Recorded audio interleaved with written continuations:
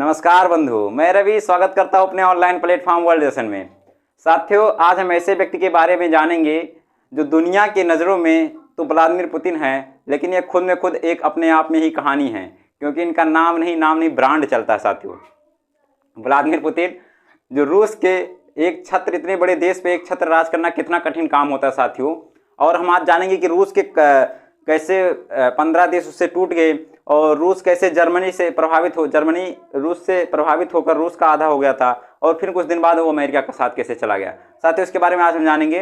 तो सबसे पहले उसके बारे में जानने के लिए सबसे पहले व्लादिमीर पुतिन और रसिया के बारे में जान लेते हैं कि रूस कैसे कैसे टूटा। तो साथियों, मैं हट जाता हूँ तो बैकग्राउंड साफ नजर आएगा आपको। तो बताना चाहेंगे हम कि रूस पहले साथियों रूस नहीं था, सबसे 15 देश उसमें और थे, जिसका नाम था USSR। साथियों, मैंने यहाँ पे लिख रखा है USSR। USSR का मतलब होता है साथियों union of Soviet socialist Republic.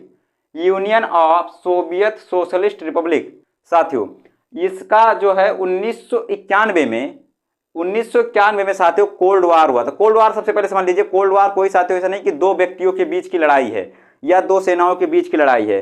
साथियों, कोल्ड वार का मतलब ये होता है कि इसमें अप्रत्यक्ष तरीके से लड़ाई होती है। अप्रत्यक्ष तरीके का मतलब क्या कि कितने देश अपने तरफ हम कर सकते हैं। जैसे समझ लीजिए रूस की तरफ अगर जो पाकिस्तान हो गया तो अमेरिका जो है पाकिस्तान पे प्रतिबंध लगा देता था या पाकिस्तान को समझ लीजिए तोड़ने की कोशिश करता था।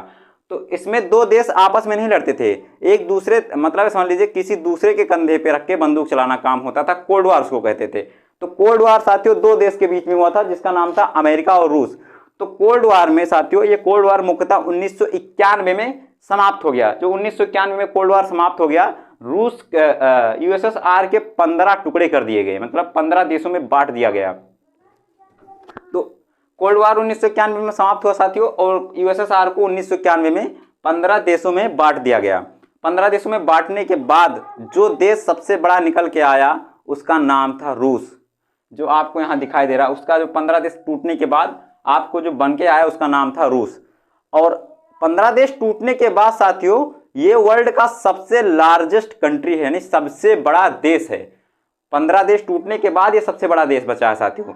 तो उसी देश के बारे में आज हम बात करेंगे साथियों, और हम जानेंगे व्लादिमीर पुतिन जो 1952 में जन्मे और इतने ताकतवर कैसे बने। तो साथियों, सबसे पहले उनके बारे में जान लेते हैं। USSR कैसे टूटा और 15 देशों में कैसे टूट गया 1991 में, ये आप आज सब जानेंगे। उसके बाद जो बना वो रूस था। आप साथियों समझते हैं 1998 में जर्मनी रूस के खिलाफ हो गया। ठीक है, ये अभी जानेंगे कैसे खिलाफ हो गया। तो सबसे पहले समझ लीजिए पुतिन जो है व्लादिमीर पुतिन, उनका जन्म 1952 में हुआ, यानी भारत की आज़ादी के 5 साल बाद व्लादिमीर पुतिन का जन्म हुआ। और इन्होंने 1975 में KGB ज्वाइन किया। KGB ज्वाइन मतलब ये एक खुफिया एजेंसी है रूस की, जैसे अपने यहाँ रॉ है, ED है, और ऐसे बहुत सारे CBI है, ये सब है, ये खुफिया एजेंसियां हैं, भारत की जांच एजेंसियां हैं। तो वहाँ की एक खुफिया एजेंसी थी जिसका नाम था KGB। तो व्लादिमीर पुतिन एक खुफिया जानकारी जो इकट्ठा करने वाली एजेंसी, उसके समझ लीजिए एक एम्प्लॉय बने, उसके एक अधिकारी बने। तो 1975 में इन्होंने KGB ज्वाइन किया। उसके बाद साथियों इन्होंने सबसे पहला अपना जो है कैसे नेशनल लेवल पे जाने के लिए सोचे। सबसे पहले साथियों 1989 में एक बम धमाका हुआ था जो रूस में था, उसमें इन्होंने बहुत अच्छी तरह अपना किरदार निभाया। और 1998 में जर्मनी जो है 1998 से पहले ये आधा जर्मनी के बीचों बीच से दीवार किसने, रूस और अमेरिका के कारण, कोल्ड वार के बीच जो बात है, कोल्ड वार के पहले 1991 में कोल्ड वार खत्म हुआ, 1991 की बात है। 1998 के पहले रूस के द्वारा जर्मनी के बीचों बीच से आधे जर्मनी, पश्चिमी जर्मनी और पूर्वी जर्मनी को बांट दिया गया। तो साथियों जो पूर्वी जर्मनी था वो अमेरिका की तरफ ज्यादा प्रभावित रहता था, और पश्चिमी जर्मनी जो था वो रूस की तरफ ज्यादा प्रभावित रहता था। इस कारण से 1998 में जर्मनी ने वो दीवार तोड़कर पूरा एकीकरण हो गया जर्मनी का, जिसमें इसमें भी रूस की हार समझ लीजिए हुई। क्यों? क्योंकि रूस ही बांटा था और रूस नहीं रोक पाया उसके बंटवारे को, और वो फिर दोबारा 1998 में एक हो गए। ये हो गई एक बात साथियों। अब हम आ जाते हैं इसमें 1998 में रूस की वो हुई, क्यों हुई? क्योंकि एक राष्ट्रपति रहते थे जो बहुत ही पियक्कड़ थे, ये समझ लीजिए। यूएसएसआर जब टूटा 1991 में, तो वहाँ के राष्ट्रपति कौन थे? मिखाइल थे। एक नंबर का लद्दड़ आदमी था, कुछ नहीं, खाली बैठकर ऐसो आराम करता था उस समय। उसके बाद आए बोरिस इसायल्स। बोरिस इसायल्स आए, ये भी साथियों एक नंबर के पियक्कड़ आदमी थे। ये जहां तहां नाचने लगते थे। बोरिस इसायल जो थे साथियों, ये जहां तहां नाचने लगते थे। ये एक नंबर के पियक्कड़ आदमी थे। अब बताइए, किसी देश का राष्ट्रपति कहीं भी नाचने लगेगा तो क्या होगा उसका? उस देश का क्या होगा? उस देश की जनता क्या सोचेगी साथियों? तो इसी कारण ये दोनों जो एक समझ लीजिए एक बेकार राष्ट्रपति हुए रूस के या यूएसएसआर के, जिसमें यूएसएसआर 15 देशों में टूट गया। जितने भी सेंट्रल एशिया के देश आप देख रहे, तजाकिस्तान, तुर्कमेनिस्तान और ये जितने उज्बेकिस्तान, जितने सारे देश देख रहे हैं, सब यूएसएसआर से टूटे हैं। तो जब यूएसएसआर टूटा तो मिखाइल वहां के राष्ट्रपति थे, जो एक नंबर के किसी काम के नहीं थे। और बोरिस इसाइल जो है साथियों, बोरिस इसाइल ये 1998 में जर्मनी का एकीकरण हो गया, तब वहां के राष्ट्रपति थे। तो ये क्या हुआ? एक नंबर का पियक्कड़ आदमी थे और कहीं कहीं नाचने लगते थे। उसके बाद सेंट पीटर्सबर्ग के मेयर कौन बने? सबसे पहले केजीबी के सर जो खुफिया एजेंसी है उसको ज्वाइन किए व्लादिमीर पुतिन। उसके बाद सेंट पीटर्सबर्ग, क्योंकि साथियों ये बहुत ही ज्यादा दिमाग थे इनके पास, समझ लीजिए एक से एक काम ये कर देते थे जो कोई नहीं कर पाता था। सेंट पीटर्सबर्ग के मेयर बने कौन? Vladimir Putin. कब? 1998 में साथियों, जब इसका एकीकरण हो गया। और जब इसका मेयर बने तो साथियों एक शहर था, जैसे अपने यहाँ मुंबई है, दिल्ली है, किसी से एक बड़े से शहर का कोई मेयर बन जाए, अध्यक्ष बन जाए, तो सेंट पीटर्सबर्ग के मेयर बने व्लादिमीर पुतिन। और वहां पे साथियों आकर इन्होंने एक तरफ से सारा करप्शन खत्म कर दिया, सारा सब कुछ कर दिया। वहां का समझ लीजिए जीडीपी बहुत ज्यादा हो गया, एक शहर का भी जीडीपी नापा जाता साथियों। तो वहां का जीडीपी समझ लीजिए एक छत्र, इन्होंने बहुत सारा काम किया, उस वहां पे पूरा करप्शन खत्म कर दिया। और हर सरकारी संस्थाओं में एक अच्छे से पूरे, जैसे सरकारी संस्थाओं में यहाँ पे देखिएगा तो सरकारी हॉस्पिटल और प्राइवेट हॉस्पिटल बहुत ज़्यादा डिफरेंस रहते हैं, तो सरकारी हॉस्पिटल में जाना कम पसंद करते हैं। इसी तरह सरकारी संस्था यहाँ पर भी काम करती थी। तो इन्होंने आकर उसमें सुधार किया। कौन? व्लादिमीर पुतिन ने। सबसे पहले सेंट पीटर्सबर्ग के मेयर चुने गए और उन्होंने आकर वहां पे सारा सब कुछ साफ कर दिया, कचरा टाइप का जो था। तो वहां की जनता बहुत खुश हुई। एक तरफ से समझ लीजिए कि इन्होंने बहुत ही ज्यादा लोकप्रिय हासिल कर लिया सेंट पीटर्सबर्ग में। उसके बाद ये सब देखते हुए इन्हें एडवाइजर नियुक्त किया गया, किसका? बोरिस इसाइल का, जो ये पियक्कड़ था। बोरिस इसाइल जो है साथियों, इनका एडवाइजर नियुक्त किया। किसे? व्लादिमीर पुतिन को, जो सेंट पीटर्सबर्ग के मेयर थे, उनको एडवाइजर नियुक्त किया, इन्हें बड़े पद पे पहुंचा दिया। एक शहर से एक राष्ट्रपति के एडवाइजर हो गए साथियों, समझ लीजिए तो कितनी बड़ी बात हो गई। अब ये जो है एक तरीके से समझ लीजिए कि ये पियक्कड़ आदमी थे, इनका कोई मतलब नहीं था, जो कुछ संभालते थे इन्हीं के एडवाइस पे संभालते थे।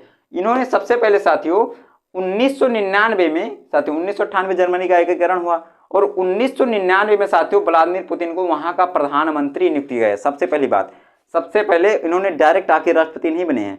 1999 में इन्हें, पुतिन को कहाँ का राष्ट्रपति नियुक्त किया गया, मतलब प्रधानमंत्री कहाँ का नियुक्त किया गया? रूस का। अब ये प्रधानमंत्री बनते ही एक जगह है जो है रूस का, जिसका नाम है चेचन्या। अब इसका कुछ कहानी सुन लीजिए। एक राज्य है रूस का जिसका नाम है चेचन्या। साथियों चेचन्या जो है 1999 में उसने अपना सर उठाया और रूस से अलग होने को उसने बिठा लिया, क्योंकि उसने 1991 में कोशिश की थी लेकिन अलग नहीं हो पाया था। जितने सारे दो देश, यूक्रेन, उज्बेकिस्तान, तजाकिस्तान, कजाकिस्तान, ये सब जितने भी टूटे हुए हैं, उज्बेकिस्तान, ये सब रूस के ही होते थे। तो इन्होंने चेचन्या नामक एक राज्य था जो रूस में ही अभी इस समय है, तो वो भी अलग होने को सोचा। कब? 1999 में। तो उस समय प्रधानमंत्री कौन थे? Vladimir Putin. तो व्लादिमीर पुतिन ने दिमाग लगाया और मॉस्को शहर में सीरियल बम ब्लास्ट कराया। खुद व्लादिमीर पुतिन ने खुद बम ब्लास्ट कराया, सीरियल ब्लास्ट कराया। उसमें 300 से ज़्यादा आदमी रूस के मॉस्को सिटी में मारे गए और ये इल्ज़ाम किस पे थोप दिया? चेचन्या पे। अब जब ये हुआ कि पूरे देश की जनता एक तरफ से कहने लगी कि हाँ, हमें चेचन्या से बदला चाहिए 300 लोगों की मौत का, तब ये पियक्कड़ तो कुछ कर नहीं सकता था। ये जो पियक्कड़ था जिसका नाम था बोरिस इसाइल, ये कुछ तो कर नहीं सकता था। तो ये काम किसको दिया गया? व्लादिमीर पुतिन को दिया गया। तो जब व्लादिमीर पुतिन को ये काम मिला साथियों, तो एक सैनिक के यहाँ हेलमेट पे इसने कैमरा लगवा दिया। किसने? व्लादिमीर पुतिन ने। एक सैनिक के माथे पे कैमरा लगवा दिया और पूरे लाइव मॉस्को सिटी में उसने चेचन्या में घर में घुस घुस के गोली चलवाई कि देखो हम इन 300 लोगों से बदला लिए हैं, और चेचन्या को पूरा समझ लीजिए एकदम कब्रिस्तान की तरफ तब्दील कर दिया। क्या हुआ उससे देश के जनता से समर्थन भी मिला, और चेचन्या जो कूद रहा था कि हमें अलग होना है, अलग होना है, अलग होना है, उसको हमेशा के लिए अपने पास मिला लिया गया। अब समझ लीजिए जैसे अपने यहाँ जो 40 जवान शहीद हुए थे 2019 में, तो उस समय क्या हुआ था, पूरे देश की जनता एक हो गई थी और कहा था कि हमें पाकिस्तान से बदला चाहिए, आतंकवादियों से बदला चाहिए। तो उस समय मोदी जी का साथ पूरी जनता दे रही थी कि नहीं दे रही थी साथियों? तो उस समय जब मोदी जी का साथ पूरी जनता दे रही थी, उसी तरह कुछ हुआ था इसके साथ। अब जब 1999 हो गया और 2000 तक आते आते जो ये थे बोरिस यल्सिन, इनके ऊपर करप्शन का आरोप लगा और इन्हें राष्ट्रपति पद से हटा दिया गया। तो होना ही था। और सन 2000 में पहली बार साथियों, इधर देखिएगा, सन 2000 में सबसे पहले किसने राष्ट्रपति बना? Vladimir Putin. सबसे पहले राष्ट्रपति कब बना? व्लादिमीर पुतिन 2000 में बना। इसका पहला कार्यकाल 2000 से 2004 था। ऊपर यहाँ पे लिखा मैंने 2000 से 2004 तक व्लादिमीर पुतिन का। तो 2004 से साथियों इसने अपने देश के अंदर सब अच्छे अच्छे काम, जितने सारे करप्शन थे, खत्म करने की कोशिश की, और यहाँ की जीडीपी 91% की रफ्तार से बढ़ने लगी। तो समझ लीजिए देश में एक चमत्कार हो गया चारों तरफ। हाँ, व्लादिमीर पुतिन भगवान मानने लगे सब उसको। 2000 से 2004 तक वहाँ की जीडीपी 91% की रफ्तार से बढ़ने लगी, और इसने सबसे पहले देश के अंदर काम किया। उसके बाद साथियों 2004 से 2008 देश के बाहर अपना काम करना शुरू किया।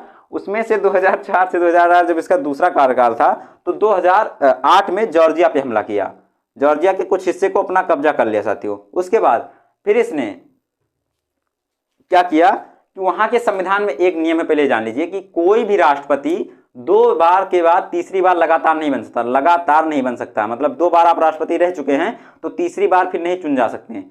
तो वहां पे क्या किया, 2000 से 2004 पहला कार्यकाल, 2004 से 2008 दूसरा कार्यकाल। अब वहां के संविधान के अनुसार व्लादिमीर पुतिन वहां के राष्ट्रपति नहीं बन सकते थे। तो क्या किया इन्होंने, 2008 से 2012 तक क्या कर दिया, अपना प्रधानमंत्री का पद ले लिया। प्रधानमंत्री के पद से वहां पे नियुक्त किए गए। कौन? व्लादिमीर पुतिन प्रधानमंत्री का पद ले लिया। अब क्या हुआ कि सारा शक्ति जो है अपने प्रधानमंत्री के ऊपर कर लिया, कि सारा शक्ति का इस्तेमाल हम करेंगे, और अपने एक समझ लीजिए कैसा होता है, उल्लू बैठा दिया किस पे? राष्ट्रपति के पद पे, जो कुछ काम का नहीं था। अब 2008 से 2012 तक उसने प्रधानमंत्री के रूप में कार्य किया। अब 2012 के पहले साथियों 2011 में इसने लीबिया पे आक्रमण किया और उसका कुछ हिस्सा कब्जा कर लिया। अब जब 2008 से 2012 हुआ, तो अब 2012 से 2016 फिर राष्ट्रपति, क्योंकि वहाँ रसिया का क्या कहता था संविधान कि लगातार आप 2 बार से ज़्यादा राष्ट्रपति नहीं बन सकते। तो एक बार प्रधानमंत्री बन चुके हैं, अब तो राष्ट्रपति बन चुके हैं। तो 2012 से 2016 तक फिर राष्ट्रपति का पद संभाला इसने। और आप सब जानते कि 2014 में क्रीमिया, जो यूक्रेन का एक हिस्सा था नीचे का ब्लैक सी के पास, तो वह उसको भी कब्जा कर लिया। कौन? 2014 में। तो पुतिन कभी खाली नहीं बैठता साथियों। पुतिन का यही काम है कि किसी भी तरह किसी तरह कहीं बाहर देश में बिजी रहो।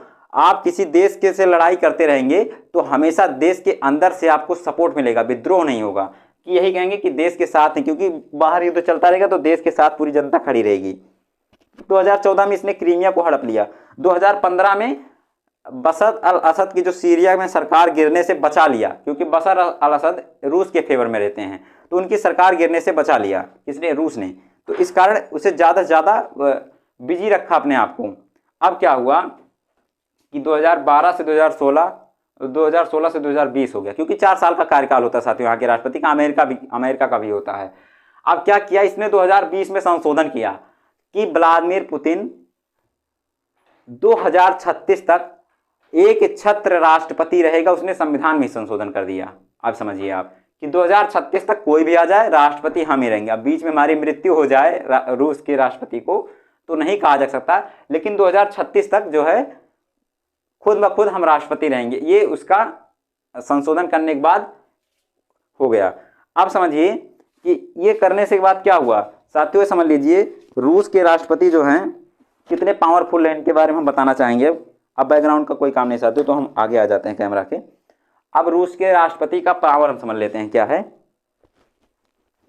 रूस के राष्ट्रपति साथियों, उनका पावर आप समझ लीजिए कि इनके पास, रूस के राष्ट्रपति के पास एक पूरा साइबर फौज है, मतलब किसी देश में साइबर आक्रमण मतलब क्या होता है साथियों, कंप्यूटराइज आक्रमण होता है। सारे आपके सीक्रेट जो बात होते हैं, सीक्रेट जो एडवाइजरी बॉडी यहाँ होती है, इन सब का सीक्रेट हैक कर लेना।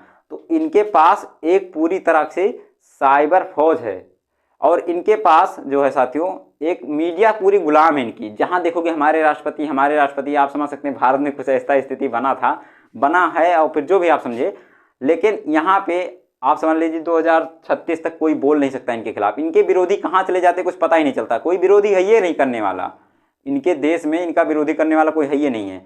और यहाँ की मीडिया पूरी तरह से गुलाम है किसकी, व्लादिमीर पुतिन की। तो इससे जो होता है